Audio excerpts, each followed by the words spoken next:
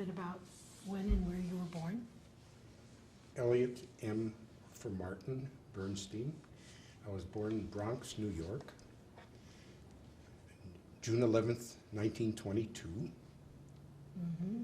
Came to Milwaukee about the age of 5 and a half. So I was really raised in Milwaukee. I regard myself as a native Milwaukeean. My mother was a native Milwaukeean. And she returned to Milwaukee with my father after he had spent a few years in New York. And how did were they born here in the country, in this country? No, both my father and mother were born in Ukraine, in Kiev, Gubernia. Uh-huh. And they got here about? My mother came here as an infant. Her mother died at childbirth, and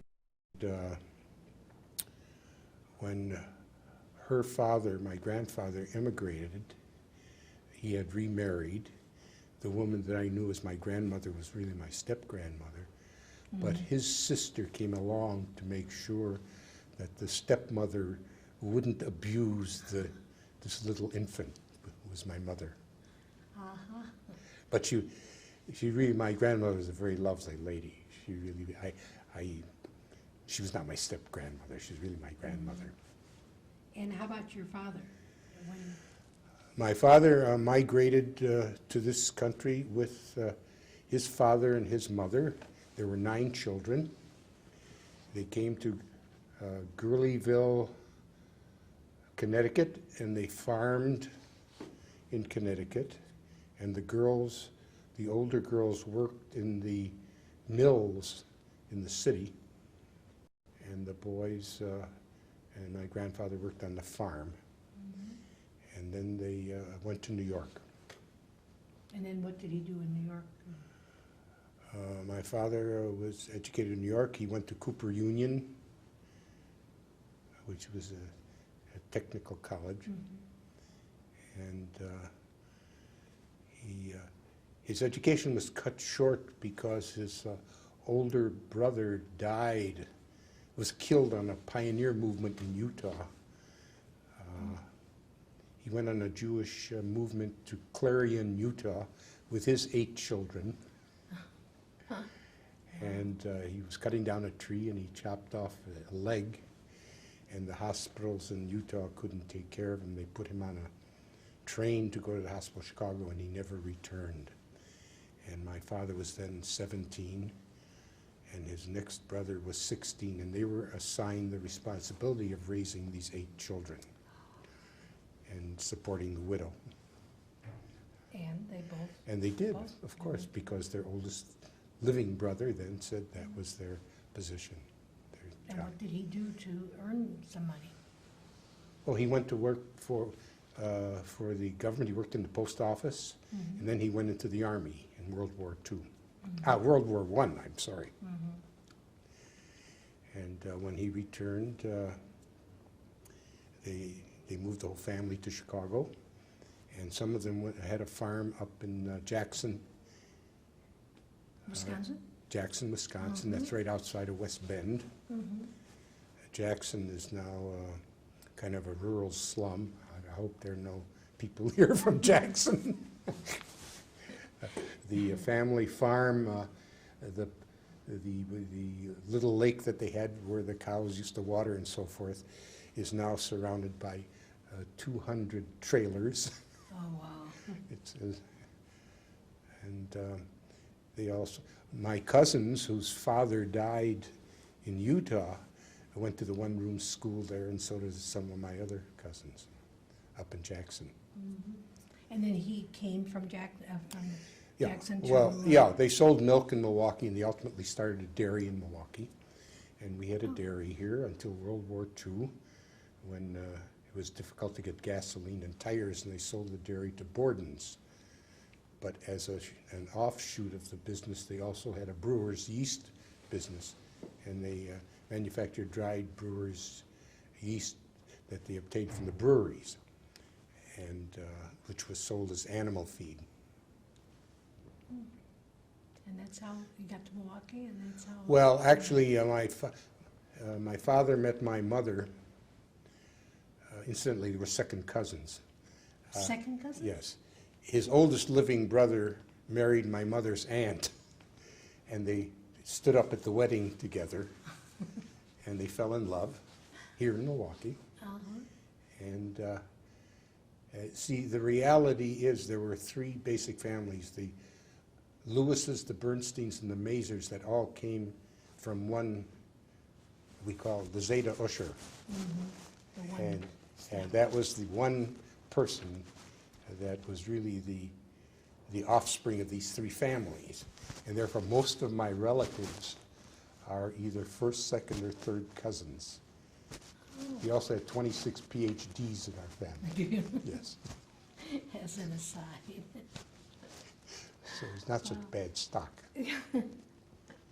So your parents met and married in what year? What would that year have been? Well, it would be probably 1919, something like that. And he worked on he worked at the... Well, no, they didn't have the dairy. He then went back to New York and worked with his brother-in-law, who needed some help. And that's, the newlyweds went to New York, and I was born in New York. Oh, okay. And he stayed there, worked with his brother-in-law, and who was my father's oldest sister's husband. Okay. And Doing what kind of work? they were in the woolen rags business. Oh, They bought woolen rags from peddlers and sorted the rags and sold them to the mills, to the woolen mills in New England. And then he came back to Milwaukee because his brothers needed him here in the dairy. And that's where he stayed. does your family name have a special meaning? Yes, in German, Bernstein, which means burning stone, is really an amber. So if you were to see the jewel amber in Germany, it's called the Bernstein. Oh, okay. Was it ever any other, it was always Bernstein, or Bernstein? Yeah. Yes, back to about the 17th century, yes. So it wasn't changed once it came over here. No. Who were the very first family members that settled here in this country? My grandfather and grandmother. Grandfather, grandmother. And they came here for, Well, what brought them? there was What was- oppression in Europe. It wasn't very good to, Elaborate a little. well, they lived in the Pale of Settlement in the Ukraine, which has a very unique history. I don't know if you know the history of the Ukraine. It was, the Ukraine was really then Polish. It was the Polish nobility were really the kings of Russia at that time. They were Roman Catholics, but the predominant population were Greek Orthodox, which are now called Russian Orthodox. And in the 17th century, the Jews were invited in as a buffer between the Roman Catholics and the Greek Orthodox. A buffer? Yes, there was always religious tension between the two, because the Polish nobility, who only spoke French at that time, lived in Poland, and they never dealt with the peasants in the Pale of Settlement. So the Jews were invited to come in. They operated taverns, small hotels, small farms, and they lived in Jewish villages. To go from one village to another village, the Jews had to have a passport. If you wanted to go from Waukesha to New Berlin, you'd have to get a passport from the government. And the Jews all lived in that? The Pale of Settlement ran all the way from, all the way in the north, from Latvia and Lithuania, all the way down almost to the Mediterranean. There were about 2 million Jews in the Pale of Settlement. And it was a horrible life for several hundred years. Lots of pogroms and all Oh, that. yes. And so that depression would be what brought them here. What year would that have been, approximately? About 1898. Okay. How did they get their money to come here? That I really don't know.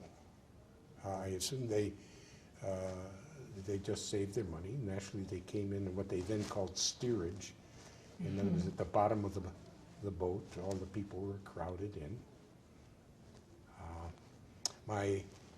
The first one to come was my second oldest uncle, who came before even his father and his mother and the rest of the family came. Was he, how old was young? Well, he must have been 18, 19, 20. And what did he do once he got here? Right. That I really don't know. That would be my cousin Sheldon's father. I So, see. And, okay, so your parents were born there, came here, they were brought up? they were educated here, yes. They were My mother in educated. Milwaukee, my father in Chicago and New York. Did you grow up in a Jewish neighborhood? Yes, You did? yes. Where was that? We first came here, I lived on 17th and Brown, I went to the Brown Street School on 20th and Brown. That was kind of the edge of the Jewish neighborhood, which was really over on Lloyd Street, and the center was on Walnut Street. We then moved to 54th between Center and Hadley. That was more in the Jewish neighborhood? Yeah, that was the new West Side Jewish neighborhood then. And I lived there until I went into the Army, and then when I came back, I got married. I never lived in any other place. So what was Jewish about it? Well, we went to Washington High School, which had about 20% Jewish students, which was a large population. And there was Steuben Junior High School and Peckham Junior High School. Both had a substantial number of Jews. Sherman School had a number of Jewish students. So, and wherever we would walk, and in our family, all of my father's brothers and sisters and my cousins lived within 4 or 5 blocks. We would go to play tennis at Sherman Park from 54th and Hadley to Sherman Park, and we would pick up enough kids early in the morning to fill up 8 tennis courts. Really? Just first cousins, yeah. Just cousins? Just cousins. Did your family belong to a synagogue? Yes. We belonged to the old Anshe Lubavitch, which was an Orthodox synagogue then. It was on 11th and Reservoir. I don't think I think the freeway may be No. there now. Okay. So how far would that have been from where you live? Oh, it's very far. Yeah. We were on 54th between Center and Hadley. Okay, so how you drive, how would you get to? Oh, we drove, of course. Oh, sure. Okay. Your Jewish educational background, yours. My personal, I had a malamed. I had a private teacher. And your siblings also? Yes. No, I had 2 sisters who went to the Emmanuel Sunday School. Oh, and you had a private teacher? I had a private teacher. I realize now that he was a chassid. He had a beard and payas, and he used to smoke cigarettes through the whole lessons. But so he shouldn't burn his beard. He had a cigarette holder. Otherwise, he would burn his beard. And and he taught you at home Yes. for how long? I mean, like from, To me, it seemed endless. I think he came about 3 times a week, probably for an hour and a half. and until you were bar mitzvahed? Yes, yes. And after that? After that, I was on my own. Okay, okay. Okay, thank you. We just moved the microphone. Okay, your Jewish educational background, so you were privately tutored, and then after your bar mitzvah, you were on your own? Correct. Did you continue very much? No, No? Okay. Were you happy to be Jewish? didn't even think about it. I was Jewish. I mean, It was it just part of you. yes. Yeah. Don't forget, I went to high school during the pre-World War II days, a substantial number of my classmates at Washington High School were members of the German-American Volksbund, which was really the American Nazi Party. The Nazis in the United States did not use the swastika as a symbol. They used a bolt of lightning. And a number of my classmates would either have earrings or tie clips or rings with bolts of lightning. And were there incidents that you can remember of anti-Semitism? Well, I think they were constant, but it was very subtle. And we knew our places. We didn't go where we didn't want to go, Okay, but what about? where we weren't wanted. Okay, but what about in high school? I mean, in your. No, there in were school? no, No incidents. aside from Dirty Jew or Kike or Okay, something well, of that type. But you were used to, you didn't, Yeah, no, no reaction? Or no. In what ways, how would you describe your own family, Jewishly, your sisters, you, your parents? Well, my mother kept a kosher home. Mm-hmm. We were, my father worked on Shabbat. Of course, my father was killed in an automobile accident when I was 11. But, I mean, we had a nominal Orthodox home at that particular time. Mm-hmm. We observed the holidays, not most of the festivals and so forth. It was because the important thing at that time was really to eke out a living and economically survive. Well, now, your father died when you were 11, Yes. and so your mother raised the three of you? Yeah, she was 38 when she was widowed. She was left with 3 children. And she worked, No, she never worked. so how did you survive? Well, she had an interest in family business. Our family sustains each other, Mm-hmm. and that's the way it always has been, just the way my Mhm. father took care of his brother's children, and that's the way it was. Wow. Were your parents involved in communal life, Jewish communal life? Not that I really recall to any Mhm. intensity, no. No, well, who would you call a role model for you as a Jew? Who would be a good? Well, I think there are a number of them. Probably my best Jewish role model is my wife, so. That's understandable. I understand that. You want to elaborate a little on that, or? No, I think that she, in effect, has brought me to a greater degree of observance and a greater desire to study and to. That's beautiful. Can you think of anyone else, or really just Kathy? Well, it's really a question of stages. My real interest in Judaism really started organizationally. I think Mel Serret had a tremendous influence on me organizationally. I learned much more about community before I learned about Torah. And through Mel Serret, I got to meet many people locally and nationally,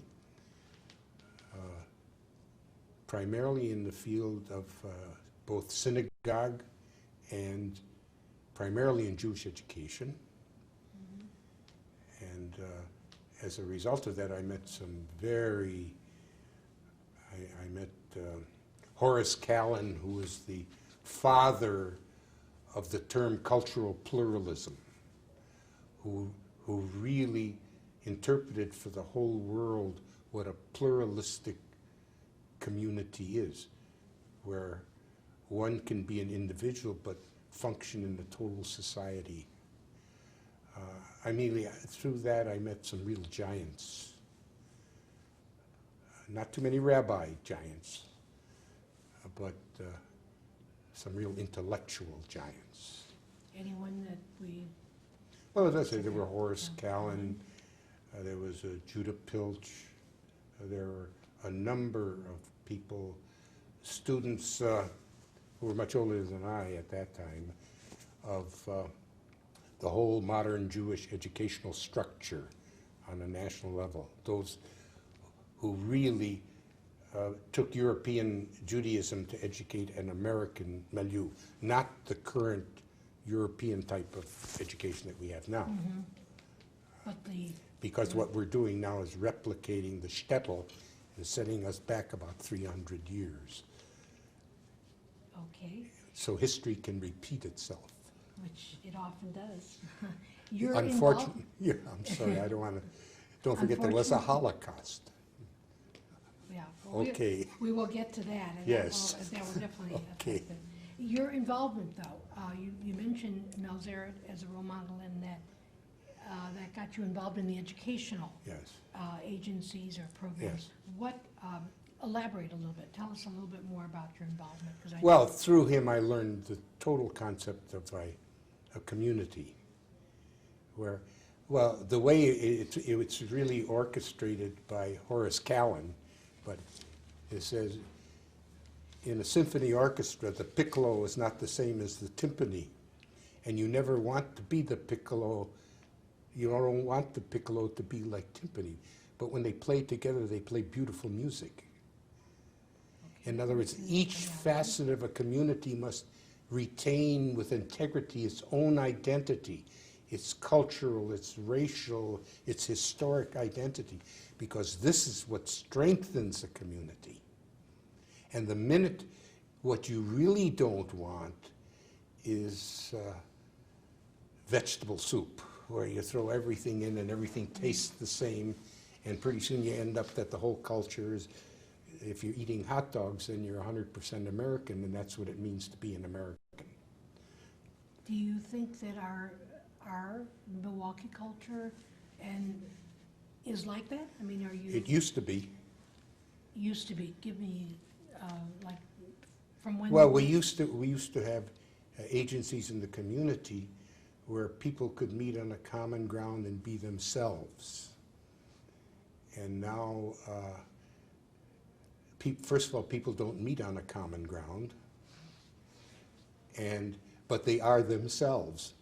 So instead of having a community, you have a series of communities, which is really not community. What I'm saying is each one is exclusive instead of being inclusive. And therefore, if you don't belong to my community, you're my enemy. We see that in American politics. We see that really in the total society. And you see it in Milwaukee's community also. Oh, there is no question. Nationally, it's even worse. So it isn't one big community then at all? No, there is no such thing as a community. We have communities, plural. Were there other educationally, I know you were very involved, other agencies or other programs that you spent time? Well, we had a Board of Jewish Education at one time that supported, we had the only synagogue school in the United States that was supported by a community, and that was at Beth El Tamid. At the same time, we had a school with the Volksschule, which were anti-religious Zionists. And then we had the Verband, who were Hebrew-speaking Zionists. And then we had Reform and Conservative. And then we had the only community in the United States, I shouldn't say the first, because I think Atlanta was the first, that created an Orthodox day school that was supported by that was created by the community, not by the Orthodox community, by the general community. And one thing that the Jews in Milwaukee never remember is that we had an Orthodox day school that went bankrupt before the creation of Hillel Academy, and they had a debt at that time of, it was between $60,000 and $80,000. Translated in today's dollars, you're probably talking $700,000 or $800,000, and if you talk about today's dollars. And the Milwaukee Jewish Federation paid those debts because it would be a disgrace to have teachers unpaid who worked, and suppliers and so forth and so on. Is that how the Federation got involved in supporting the Jewish day school? You're saying it was community? Well, yes, yes. Ultimately, I can still remember the very meeting when the Rebbe, to me, the Rebbe is Michal Tursky's father, you understand. Jacob. Jacob Tursky and a group of rabbis came before the Federation and said, the school is bankrupt, what are we going to do? And the community decided that, of course, they'll pay for it. They had nothing to do with the school at that time, the old Hebrew Academy. So that was, and what was it called originally? The Hebrew Academy. And it was, give me a date, or then when it was established. Well, I can't remember when the Hillel was. 30s? Oh, no, it was after that. It was probably in the late 50s, probably the late 50s, because Hillel Academy, I think, was probably started in the 60s. Oh, okay, so, Yeah. so for 10 years, it was, And the whole fight about the organization of the Hillel Academy, because it was a segment of the community that said, why should the community support an Orthodox day school? And they said, if you believe in a community, the Orthodox community is an integral part of the community. The timpani and the piccolo, okay? right. And therefore, a community can't function without an Orthodox day school. You must have one. If you believe in Orthodoxy or not, there's got to be one. So that was the philosophy in the Federation? That was then the philosophy, yes. Yes, then. Then. Elaborate what you mean then. It's changed. Yeah, because Yeah. now we have a whole group of exclusive communities that are not inclusive and are completely this is my humble opinion. Not so humble, but it's my opinion. These communities exclude the other communities, including the educational institutions. And yet each one has its hand out to receive money from the total community coffers. It's just grossly inconsistent, but that's a reality of life. Life is constant change.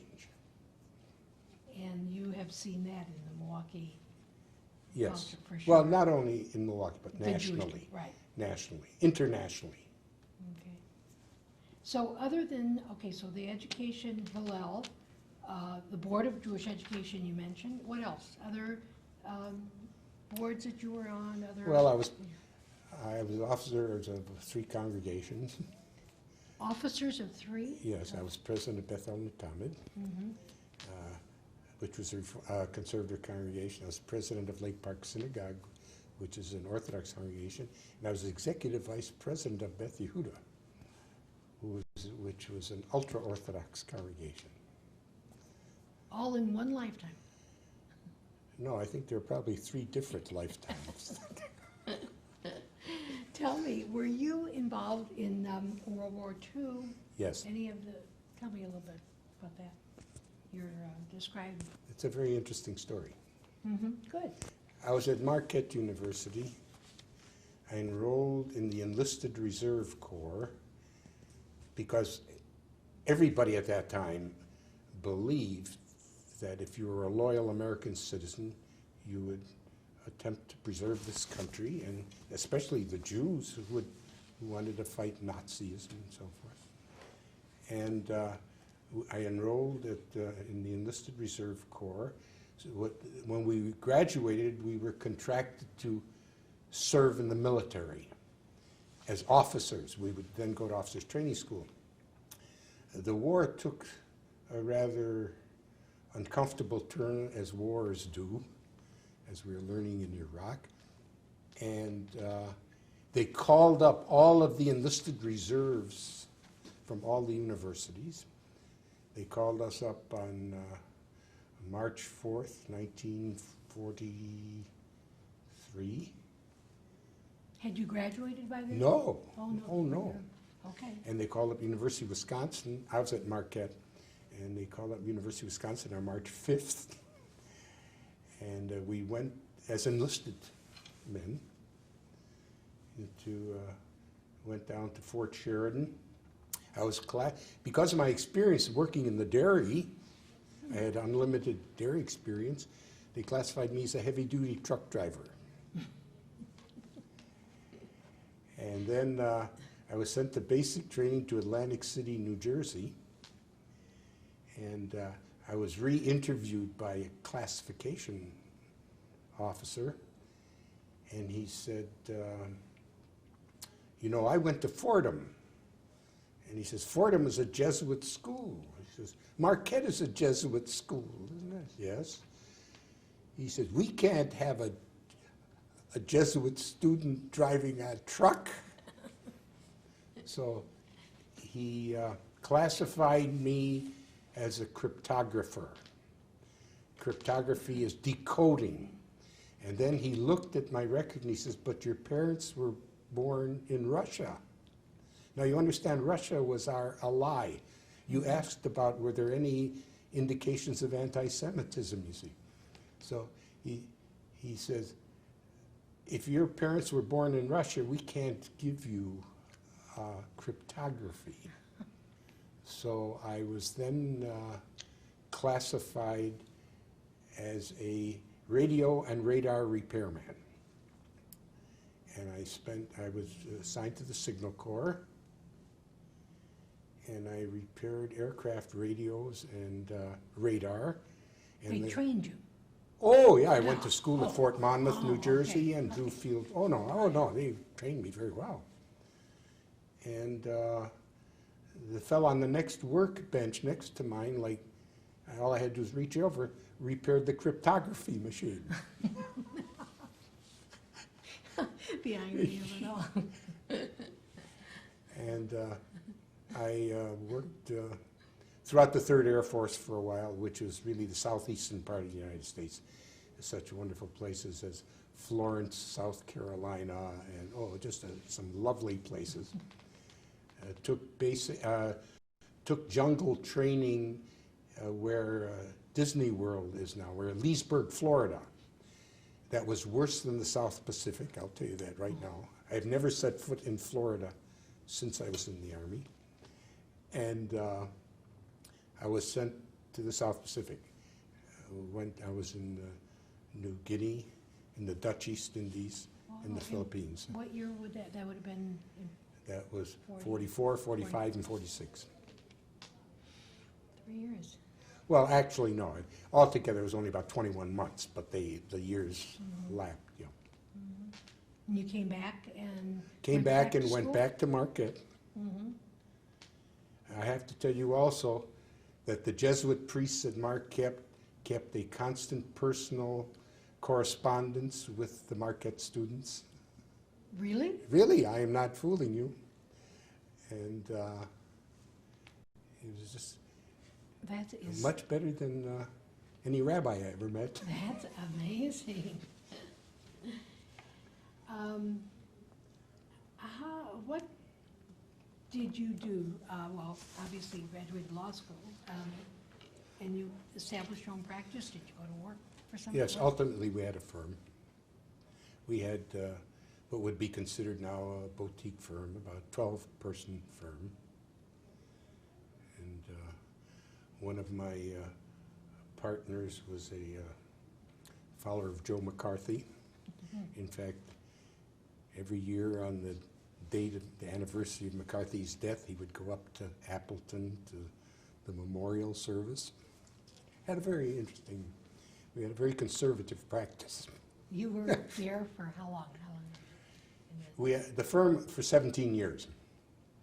And then after that, you were in other. Yes, and then the people died and so forth. And then I just, I retired about 2.5, 3 years ago.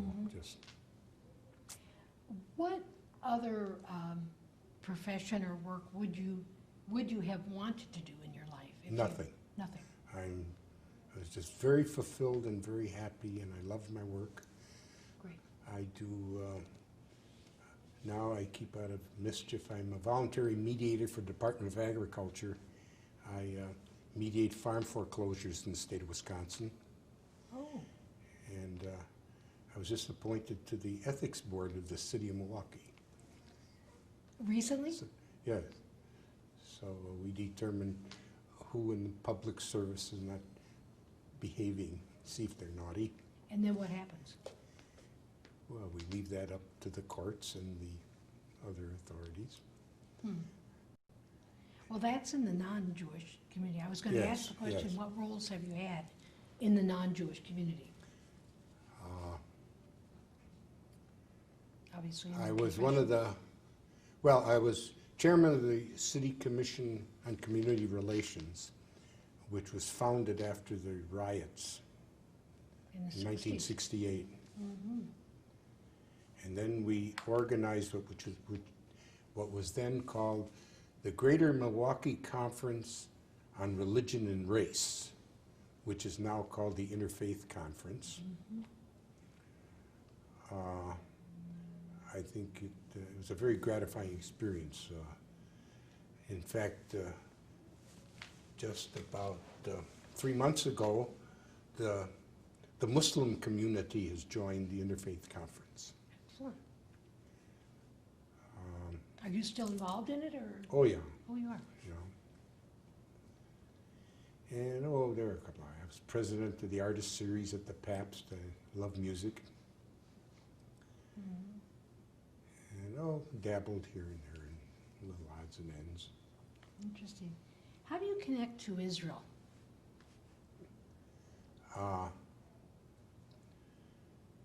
There are 3 Israels. Which Israel are you talking about? I'm speaking of the country. There is Medinat Yisrael, the state of Israel. I believe that the Jewish people are inseparable with the state of Israel, just as they are inseparable from Eretz Israel, the land of Israel. The land is set forth in the Bible, in the Torah. And then, of course, there's Klal Yisrael, the plenum or the congregation of Israel, which is a unique philosophic thought. In most, we were taught in mathematics that the whole is the sum of the parts. But the concept of Klal Yisrael is that every Jew is part of an organic whole, and therefore you cannot separate a Jew from the peoplehood, because if you tear off a hangnail and get an infected finger, the whole organism becomes ill. And that's fundamentally the basic philosophical concept of Klal Yisrael, that if it's one organism, then if one person gets hurt, then the whole people is hurt. And you obviously connect and believe in that concept. Oh, absolutely. But all the rest also. They're inseparable. Medina? Okay. Yeah, they're Okay. inseparable.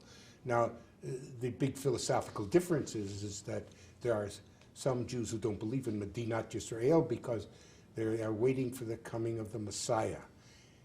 We modern Orthodox Jews believe that this is a step toward the Messianic era, the perfection of the world, when swords will be beaten into plowshares and knives into pruning forks, and the lion will lie down with the lamb. This is a step. That is the divine plan. Right. But, And until that's fulfilled, we have to work towards it. okay. And that's what we're doing now. I wouldn't say that, but I say that's the goal. I don't know if we're doing that, no. Well, let's hope. How can we if we are exclusive and not inclusive, you see? So what I'm saying is we are further away from that point than we were 20 years ago. That's fundamentally what I'm saying. And getting further away. Eliot, we're celebrating the 350th year of Jewish life here in America. And as we celebrate it, how do you see the present and the future of the Milwaukee Jewish community? I have great fear Fear? for the Jewish community, the American Jewish community. I don't know anything about the rest of the We're Jewish, talking American, right? yeah, because the way I see it, this is me speaking, I'm not Good, citing any authority, you understand. okay. I see one of the defining features of our existence is the Holocaust. And the way the religious community has dealt with the Holocaust is leading us on a path to destruction of the Jewish people. Fundamentally, there are religious Jews who say, how could God have permitted this? Now, anyone who really studies Torah, I don't mean sits and studies, you know, but I mean really understands the depths of Torah. We have had some very horrible experiences in Jewish existence, but it took the scholars hundreds of years to even attempt to fathom the causes. We got a bunch of quick fix operators, which is leading to what Eliot Bernstein chooses to call catechismic Judaism. I don't know if you know anything about the Catholic Church, but the essence, in teaching a child, you teach child catechism. You teach, this is the question, this is the answer. And in this quick fix in an attempt to analyze this horrible, unthinkable experience of the Holocaust, the survivors thereof, the religious survivors thereof, I don't want to say intellectual, the religious survivors thereof say, we didn't pray hard enough, some of us beat our wives, we drank too much liquor, boys and girls were dancing together,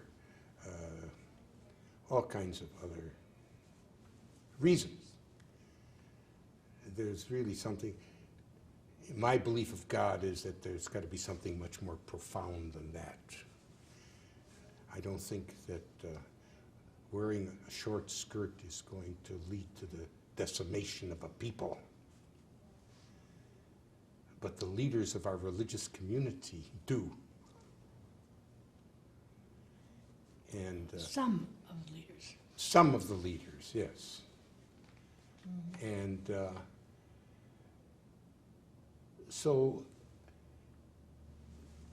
for instance, in the Orthodox community alone, there's one single publisher who is now publishing books with footnotes and analysis, including prayer books and translations of Talmud. And there's a proliferation of publication, but they're all catechismic. They all give, this happens because of this. And the centuries of the depth and beauty of Judaism, which is a magnificent way of life, is, read page 554, and you'll get all the answers. If this, I believe it continues in another generation or two, well, the word is really, we'll have a constipated Judaism. Really. It isn't Judaism. It's all going to be one thinking that. Yes. And I'm not so sure it's the right. It's very interesting because when I was young, they would say, in what tradition do you pray? Don't forget, Jews came from many countries of the world when they came here. And the rabbis would teach that you must pray in the tradition of your parents because we don't know what is right. And therefore, since we don't know what is right, perhaps your parents were right. We don't know if they're right or wrong, but continue it. Now it's all rote. Dr. Twersky of Harvard University calls that the art scrolling of Judaism. Art Scroll is the publisher. And they've made millions of bucks in this stuff that they print and they call religious. So that's why you're fearful I'm of fearful the future. because we're going to have little cookie cutter people. In other words, there won't be a piccolo and there won't be a timpani. We're just going to have one big old soup, you know, everything in a blender.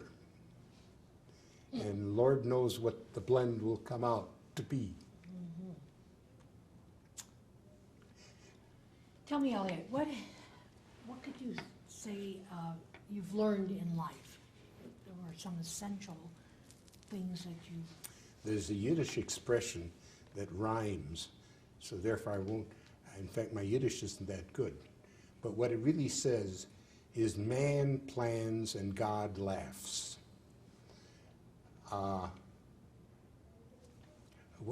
Life is in flux and in movement, but most people, and that's what the problem is with Judaism, we want it to be the same and rigid and identical to the way it was in their home. Now, I don't know if you understand Yiddish. Their home is the home.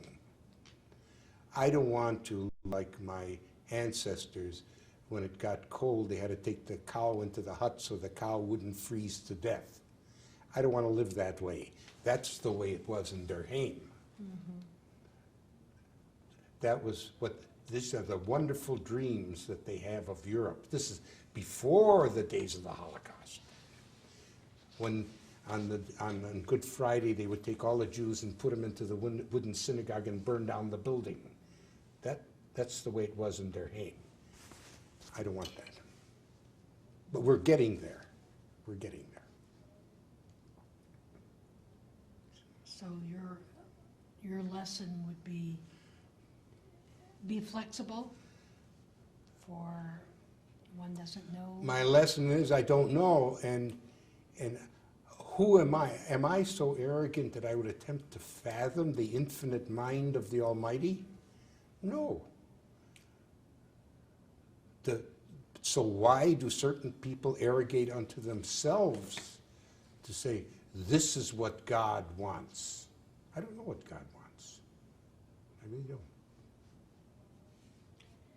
What are you most proud of in your life? My family. My 4 children.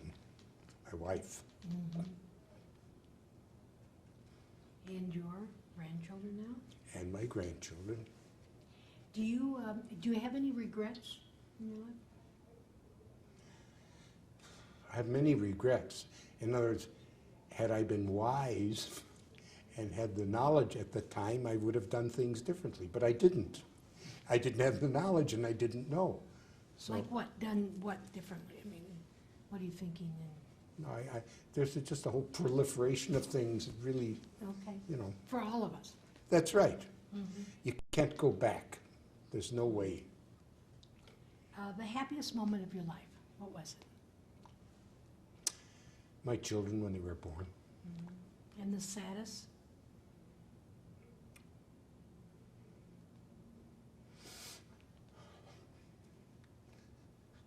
I lost my mother.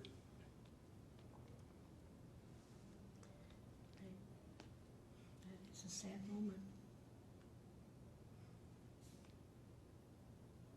How would you like to be remembered?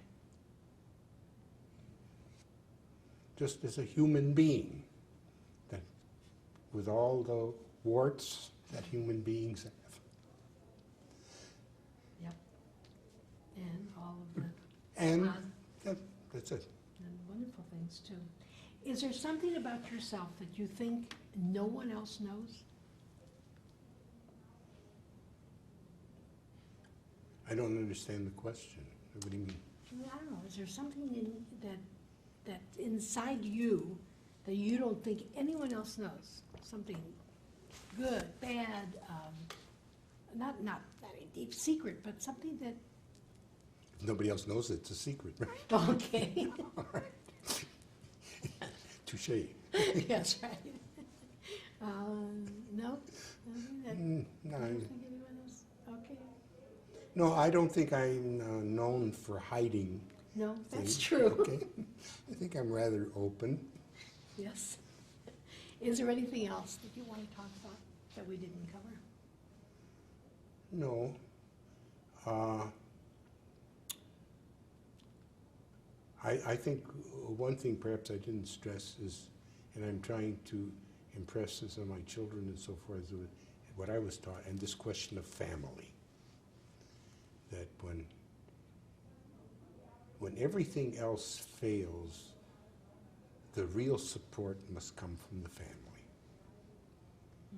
And we were raised that way, and therefore it's hard for me to translate it, or because there aren't many situations in life now that it would occur in the same way that they occurred before. For instance, when my father was killed in an automobile accident when I was 11, but there was such a rallying of the family. There were always role models for me. There was always support and sustenance, and therefore we didn't have time to be maudlin about it, because things were always positive. And I don't want to say I didn't miss my father, but what I want to say is that there were so many substitutes that for an 11-year-old, and don't forget my sister was, one sister was, let's see, 5 and one was 3. So, you know, in fact, my little sister doesn't remember my father at all. And the same thing with my mother, who was a 38-year-old widow. But we had a full and complete family life, and reasonable. I don't want to say it was happy, la, la, la, la, la, but it was, to us, it appeared to be a very reasonable and normal family life. And that's, I think that message has to be, it's all, you see, the family is also an entity of a community. And the community must be there. And the other sad thing is that I think there's a misreading of much of the tradition. For instance, the concept of Lashon Hara, which has been translated many ways. It's really like the evil tongue, slander in effect. But it's been carried to such ridiculous extremes now that you can't find out if a doctor is good or bad, or if the food is spoiled or anything else, because nobody will speak with an evil tongue. I don't think that is really the intention of the sages. And we never have any open discussions about the state of the community, or the use of the community resources, or let us say Jewish education, or the synagogue, or the reason for prayer, or what is prayer. The first question my Malamed asked me when I was young, he said, "Why do we pray?" Now you understand, I was a very little boy. And I said, well, God wants us to pray. So he in effect said to me, you understand, he didn't have that great command of English, but I'm translating from, he says, do you think God is some kind of super ego that needs your strokes so that you are going to make God feel good? And then we had a discussion. Nobody talks about prayer anymore. Nobody talks about anything anymore. You don't feel in the individual conversations and congregations that isn't discussed? No, we have touchy-feely, hold hand, tumbalaya, you know, that kind of feel-good stuff. When you really talk about some things, it may get very, very painful. But we can't have civilized discourse anymore. People can't honestly disagree and remain friends. People think that in order to be friends, you always have to agree. And I say that the healthiest friendship is a friendship where people disagree and still love and respect and honor. By the way, the word love is a very much abused term too. You know, you gotta love everybody. I don't want anybody to love me. Just just leave me alone. Let me do my thing, and I'll let you do your thing. Respect. Not even respect, just you be you and I'll be me, and let's get along very well. I don't want to be you and you don't want to be me. But that isn't the way the world is now. And our organizational life isn't that way either, especially in our congregations and so forth. So rabbis don't keep jobs by instituting deep searching questions about, does man have a free will? That doesn't keep. What is the soul? You know. Well, on that note, and deep subject, we will end. Thank you. I want to thank you, and I'm sorry if I bored you. Not at all. Not at all.